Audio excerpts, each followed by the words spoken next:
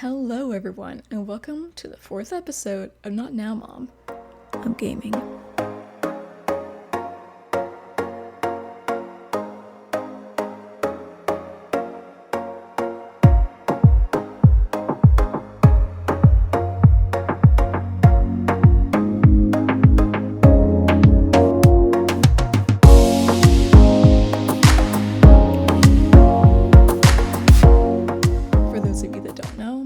Kate, and I am your host. Alright, so this is going to be a very short podcast episode. I do have longer ones in the works, however, you might hear it, perhaps, but I got COVID not too long ago, and I was kind of out of commission for 2 weeks.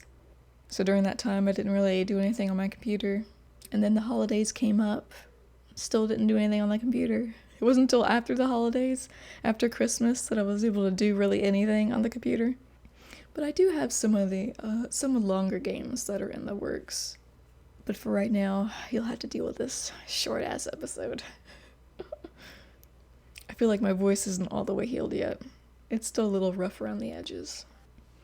Anyway, I hope your guys' holidays have been good compared to mine. Hopefully they've been a lot better.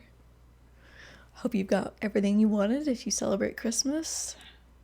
My parents surprised me with a gaming chair, so that's nice. In the older chair, I was sitting on a pillow, and then behind me was my Pooh plush. I got a Pooh plushie. I definitely got an upgrade, though. A huge thank you to them. Out of the holiday talk, we are now getting into the game called The Plan. The description is, a fly ascends to the skies, pondering the pointlessness of its brief existence. And it's actually very positive in the reviews. Which it isn't a bad game at all, it's just super short. But I mean, a fly's lifespan is pretty short, if you think about it. Alright, so let's get into the review so my voice can stop being horrible sounding. Alright, when it comes to The Plan, I play some weird shit in my time on Steam, but I'm still trying to figure out what the I just played here. This game comes from the developers behind Among the Sleep, if you played that game. It starts out looking at a close-up of a housefly, which is disconcerting. I actually got goosebumps staring at it because flies aren't that pretty to begin with, and an up-close shot of them is even more gross. I'd ask why it couldn't have been a butterfly. If you've ever seen their faces up close, that would be a nope on things I want to stare at in a video game as well. They're pretty, but not their faces. Anyway, since you're playing as a fly, your main objective is to just fly. You don't have to go all the way to the left or all the way to the right, as there's an invisible wall at some point. You can't go all that far anyway. You just have to fly upwards. For a good while, I couldn't really focus on anything else other than the fact that the fly is on my screen. It's in my screen. And it's gross. And there wasn't too much to focus on anyway, aside from some blurred trees and leaves. The game doesn't really do much visually until you get to a certain point, and that point you're kind of in awe at both the majestic soundtrack and the view. That's for later though. For now, we get to fly high and avoid leaves that are falling because they'll just bring you down. Nobody wants to be brought down when they're flying high.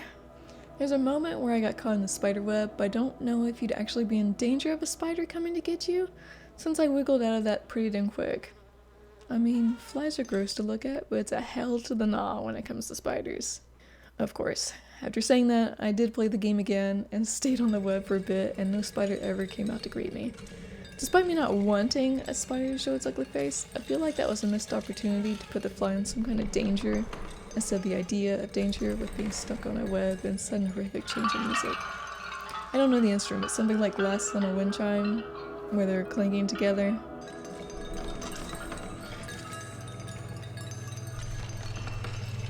Once you're past the spider web, it's all uphill from here. Sure, there are wind shears that push against you, but it's nothing you can't get out of. And yeah, there might be falling leaves as well, but just fly under and around them and they're no big deal. Get out of the thing that's impeding your forward progress and move on. Kinda like life, right? While I did mention that the environment is rather bland in its detail, I guess I can see why. A fly isn't really going to be engrossed by pretty things around it. It's basically looking to fornicate and eat. I would have taken the spider with the first option. It's going to be a whole lot of sky and a whole lot of trees or silhouettes of them for a bit, before what looks to be snowfall. And then the orchestra comes out of nowhere and blows us away like the wind did.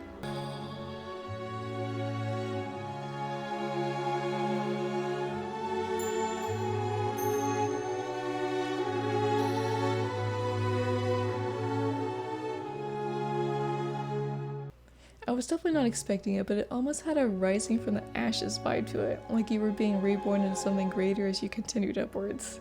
Not only that, but we get some amazing clouds, like the heavens are looking upon us, and so we continue upwards, like Icarus flying into the sun. Only it wasn't the sun, it was a light bulb, and we died.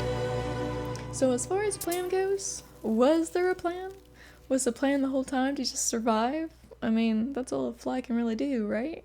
Considering their horribly short lifespans, they can end in either very sudden violent ways or slow and torturous. But I guess in this game we went out in a blaze of glory, and not at all like going toward the sun as I initially thought. No, that sun is either a light bulb or a bug zapper, and as with every fly's life, we didn't last very long. This is probably like a 6-minute game, maybe shorter. There is one achievement attached to it, and you have to beat the game first, and when you get to the main screen again, there's details at the bottom, the publisher, developer, soundtrack.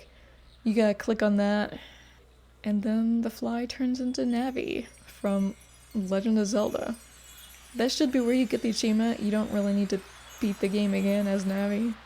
Thank God the stupid thing stays quiet.